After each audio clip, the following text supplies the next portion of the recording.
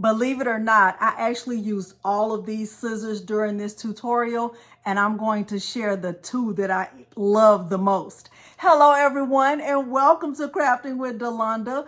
It's me again, Delonda, and thank you so much for joining me today.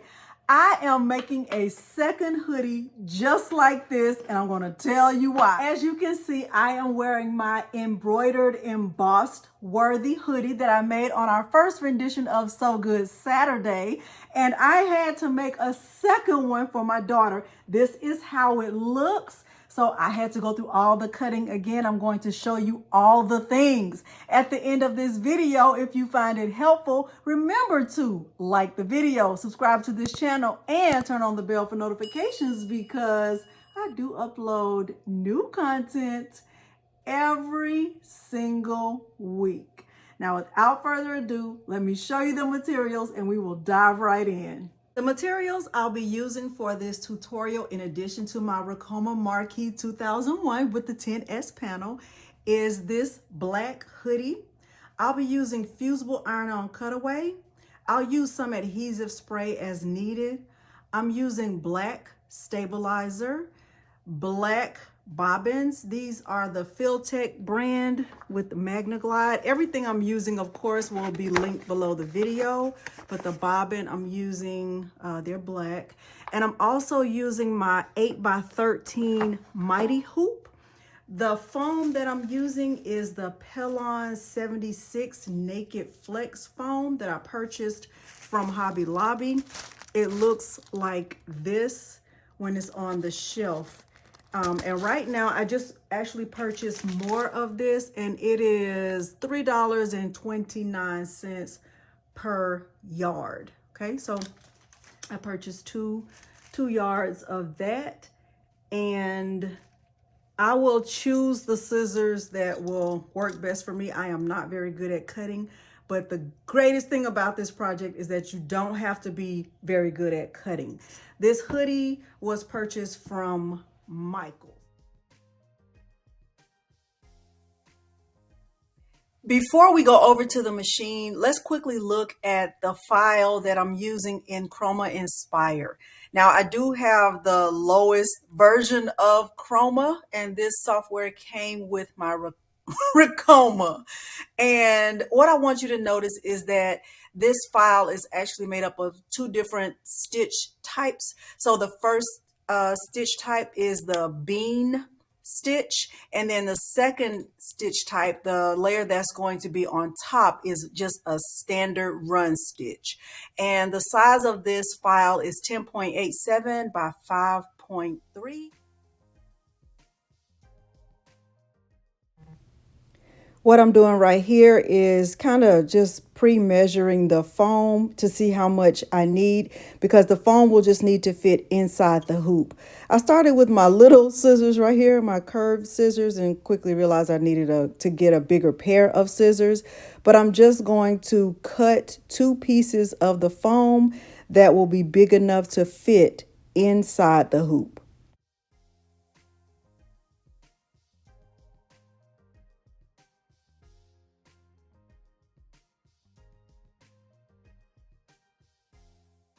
After cutting the foam, I cut two pieces of stabilizer that will be bigger than the hoop. So I just measured across the top and cut two pieces that were approximately the same size. And once I finished doing that, I quickly got my Mighty Hoops and got the stabilizer hooped.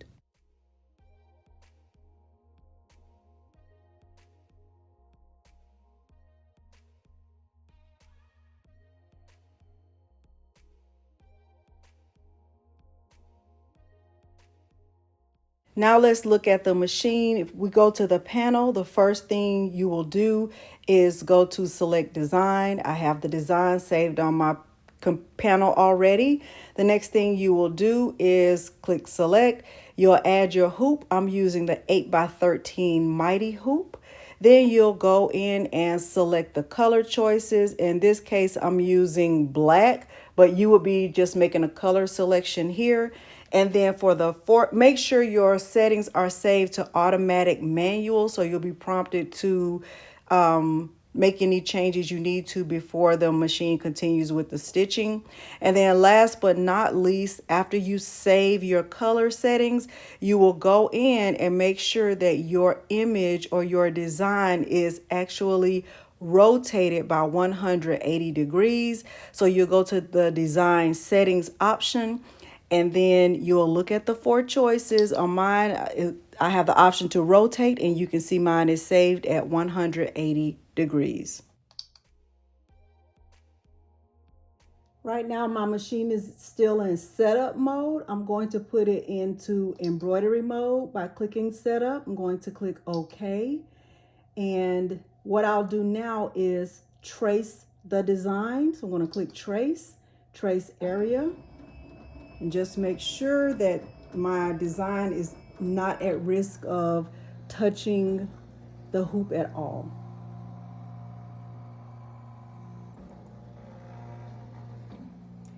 After I finish tracing the area, I'm also going to click trace design just to be on the safe side. It's different than just doing a regular trace. I'm going to hold my finger down right here, holding down the number 1 needle, and I'm going to click trace design.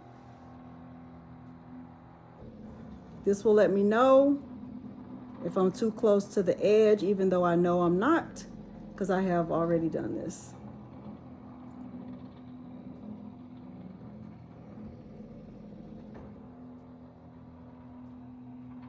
Okay, I'm good to go. Now, what I'm going to do is, with my 2 pieces of foam, I don't just have one, I have 2 pieces.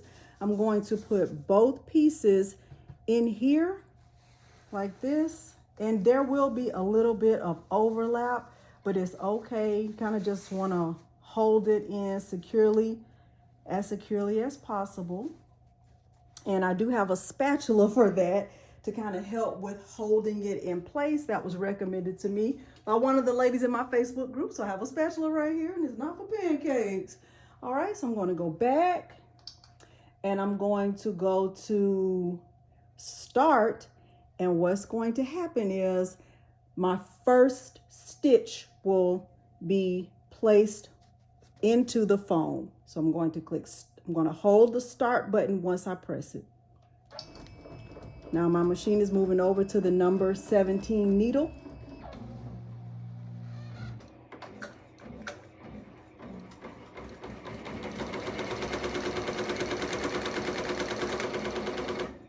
Okay, so I did get a thread break right there, which is common, and it's okay.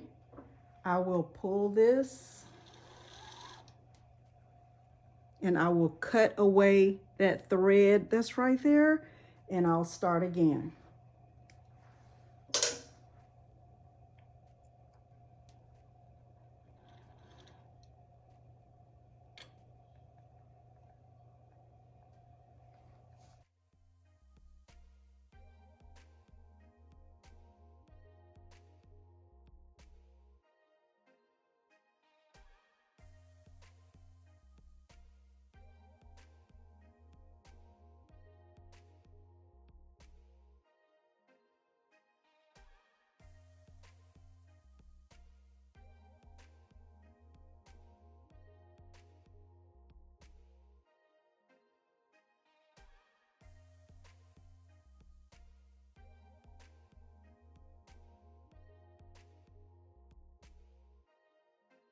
Now I'm actually going to cut right here because I feel like this is not enough to do 2 layers for the Y. So I'm going to cut this part off and add another piece of foam. I'm worried about the Y.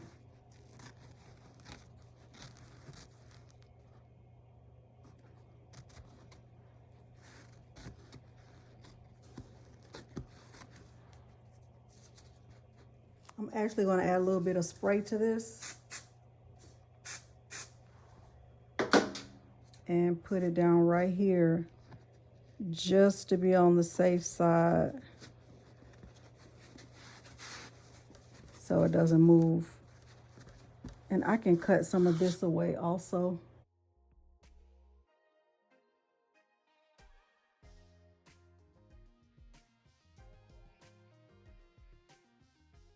Just hoop it back in and continue. And I'm also going to go over that part of the W that didn't get stitched.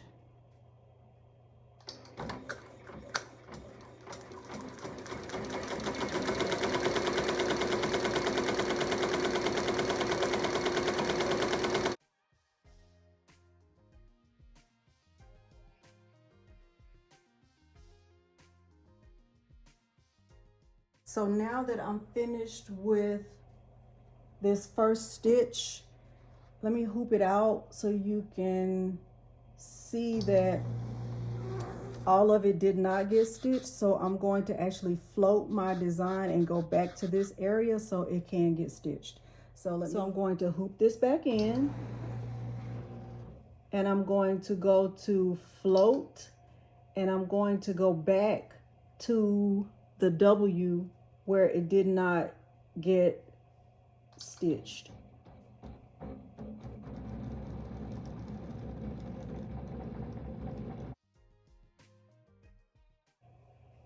All right, so like right there,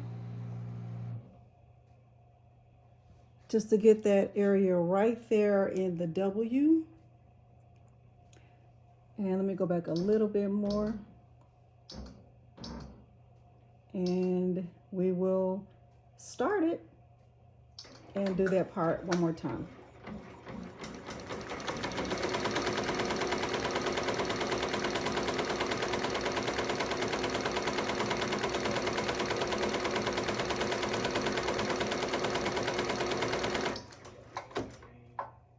Okay, so I'm finished with this part, and now it's time to go to an overhead view so I can get all of this extra foam cut away from the stabilizer. So now we're at an overhead view, and the goal here is to cut all of this extra foam away from the letters. And I have 3 different pairs of scissors here, and I'm going to use the ones that are going to work the best for getting this done. So I'll start with a slow process, and then as I get going and find my rhythm, I will speed this up. I need to get very close to the stitch. Very close to the stitch. Before I do that, I'm going to cut away all of this bigger part.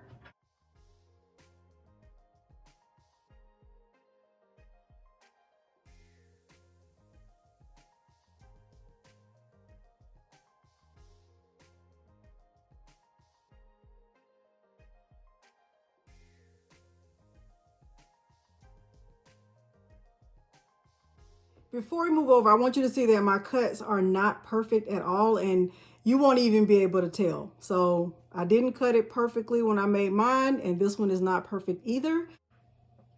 I am going to add this on top, the fusible iron-on cutaway stabilizer. I'm going to cut a piece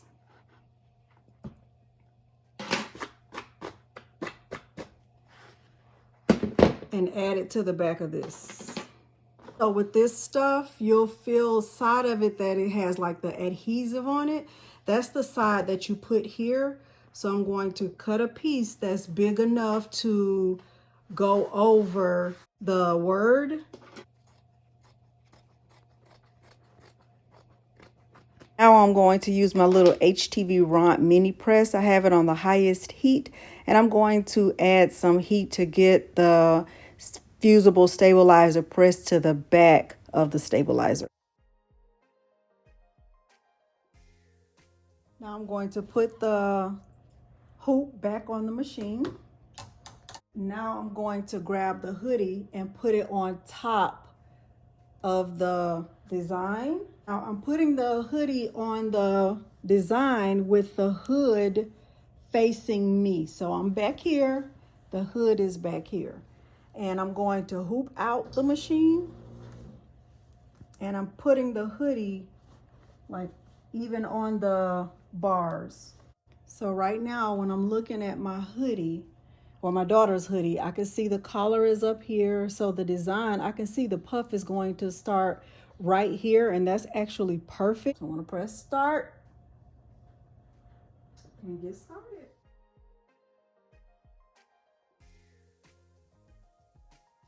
So the design has finished going through the whole process. This is how the finished design looks. And you already know. So let me get this removed from the hoop. And look at that. Oh my gosh. I am going to get this cleaned up.